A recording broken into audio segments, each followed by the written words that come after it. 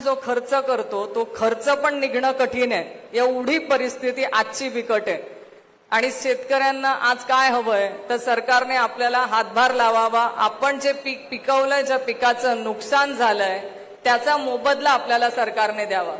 मोबदला तर सोडून द्या, तुमच्या पीक विम्याचे निकष देखील सरकारने काढून टाकलेत। म्हणजे तुम्हाला जे अतिवृष्टीचा निकष होता तो काढून टाकलाय।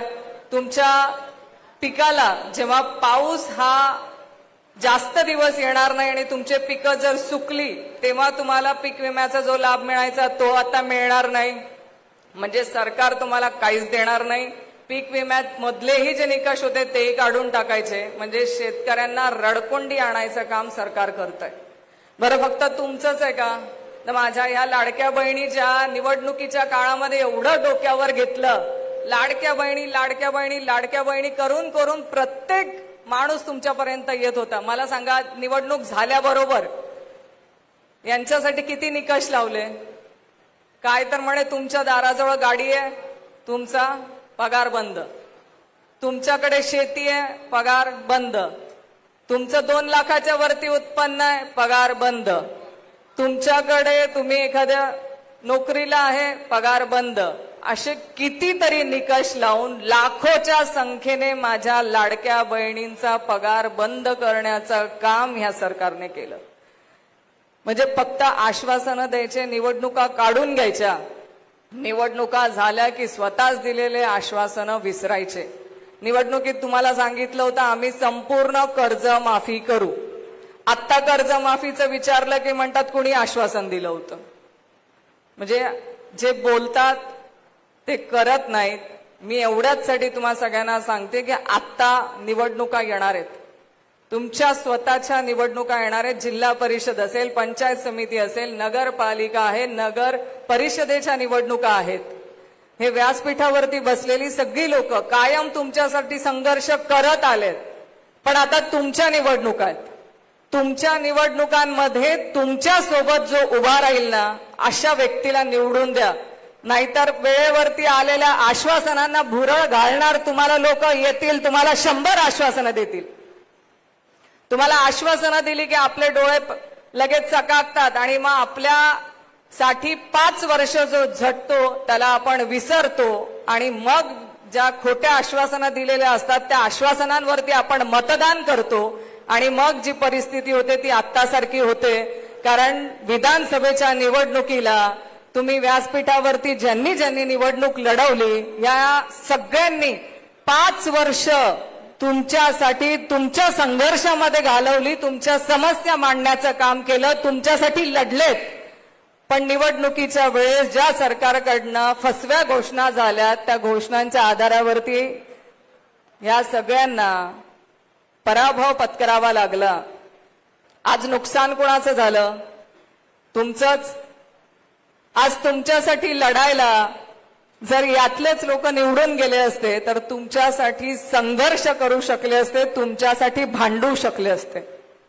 मला सांगा, जर त्यांचं नुकसान होण्यापेक्षा तुमच्यासाठी लढणाऱ्या व्यक्तींना जर पराभव बघावा लागत असेल आणि आपला हक्काचा आवाज जर दाबला जात असेल तर नुकसान कोणाचं होतंय? त्याच्यासाठी जिल्हा परिषदा पंचायत समितीमध्ये माझी सगळ्यांना विनंती आहे, जो तुमच्यासाठी 5 वर्ष झटतोय त्या व्यक्तीच्या पाठीशी उभे राहा। राजेश भैया टोपे यांचं संपूर्ण महाराष्ट्र नाव घेतं।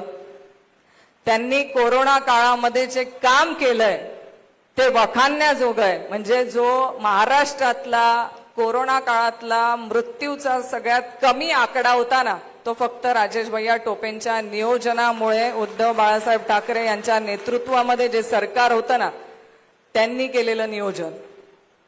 तुम्ही इतर राज्यांमधले आकडे बघितले तर नदीमध्ये प्रेत वाहत होते। अशा वेळेस आपल्याला असा नेता मिळालाय की तो आपल्या पाठीशी उभा राहतो, तो आपल्या सुखदुःखात उभा राहतो, आपल्यासाठी लढतो, आपला आवाज बनतो। पण अशा नेत्याला खोट्या आश्वासनांच्या भरोशावरती जर पराभव बघावा लागत असेल तर मला असं वाटतं आपण आपलंच कुठेतरी आत्मचिंतन करणं गरजेचं आहे। आपलं नुकसान होतंय। मला सांगा, गोरगरीब लोकांसाठी आता कोण भांडू शकतंय? आम्ही सत्तेत नाही, पण आमच्यातलंच कुणीतरी आमदार असलं, आमच्यातलंच कुणीतरी खासदार म्हणून तुमच्यासाठी लढणार ना. हे लढायचं असेल, तुमच्यासाठी संघर्ष करायचा असेल तर तसंच पंचायत समिती, जिल्हा परिषदा या प्रत्येक निवडणुकीत आहे. तुमचा माणूस निवडून आणा हो. हा आपल्या पक्षाचा माणूस असला पाहिजे. तो लढतो, तो लढून आपण त्याच्या माध्यमातून गोरगरीब लोकांचे कामं करू शकतो. माझ्या माता भगिनींनी माझी विनंती आहे, खोट्या आश्वासनांना बळी पडू नका. भरपूर आश्वासनं मिळतील तुम्हाला, पण तुमच्यासाठी जो खरं लढतो ना त्यांच्या पाठीशी उभं राहायचं काम करा. आपल्याला सावत्र भाऊ नकोय, खरा आपला राजेश भैया हे जे आपल्यासाठी लढत आलेत ना, हक्काचा, जीवाभावाचा, ह्यांच्या पाठीशी उभं राहायचंय. हे सगळे जे नेते बसलेत ना, हे तुमच्यासाठी संघर्ष करतात, ह्यांच्यासाठी आणि ह्यांच्या पाठीशी उभं राहायचंय. करणार ना. जिल्ह्यामध्ये आपल्याला पंचायत समिती, जिल्हा परिषदा, या नगरपालिका, नगर परिषदेमध्ये राष्ट्रवादी काँग्रेस पक्षाचा झेंडा फडकवायचा आहे. फडकवणार ना. भूक लागली म्हणून आवाज कमी येतोय का? जोरात. आपल्याला या नेत्यांच्या पाठीशी उभं राहायचंय आणि आपली सत्ता परत मिळवायची आहे. आणि मला विश्वास आहे तुम्ही जालन्याची सगळी लोकांना प्रचंड हुशार आहे. तुम्ही लोक लोकसभेला सगळं चांगलं करून दाखवू शकतात ना, पंचायत समिती, जिल्हा परिषदला पण चांगलंच करणार. आणि तोच निकाल जो आपल्याला अपेक्षित आहे, आपली सत्ता जिल्हा परिषदला आणि पंचायत समितीला आणायची. एवढं आपल्याला करायचंय. त्यासाठी पक्ष संघटन मजबूत करा. शिंदे साहेब आपल्याला पक्ष संघटनेसाठी मार्गदर्शन करतीलच, पण आपलंही काम आहे, आपण तळागाळापर्यंत, खेड्यापर्यंत, वाड्या वस्त्यांपर्यंत जा आणि सांगा. आज शेतकरी बांधव जो हवालदिल झालेला आहे ना, ते सांगा. आज माझ्या माता भगिनींवरचे जे अत्याचार वाढलेत ते सांगा. त्यांच्यापर्यंत जाऊन सांगा की जेव्हा माता भगिनींवरचे अत्याचार होतात ना, तेव्हा ह्यांच्या सरकारमधली लोक इकडे तिकडे तोंड लपवतात, पण एकही बोलायला तयार होत नाही. आणि आमच्यासारखे जे बोलतात ना, तेव्हा आमचं तोंड बंद कसं होईल ह्याच्यासाठी प्रयत्न करणारं हे निर्लज्ज सरकार आहे. त्याच्यामुळे खंबीरपणे आपला पक्ष तळागाळापर्यंत पोहोचवण्याचं काम करा आणि आपलं संघटन मजबूत करा. एवढंच तुम्हा सगळ्यांना सांगते. आणि आजच्या या कार्यक्रमाला मला मार्गदर्शन करायला इथे आले सगळ्या नेत्यांचे मी आभार व्यक्त करते आणि थांबते. जय हिंद, जय महाराष्ट्र. धन्यवाद.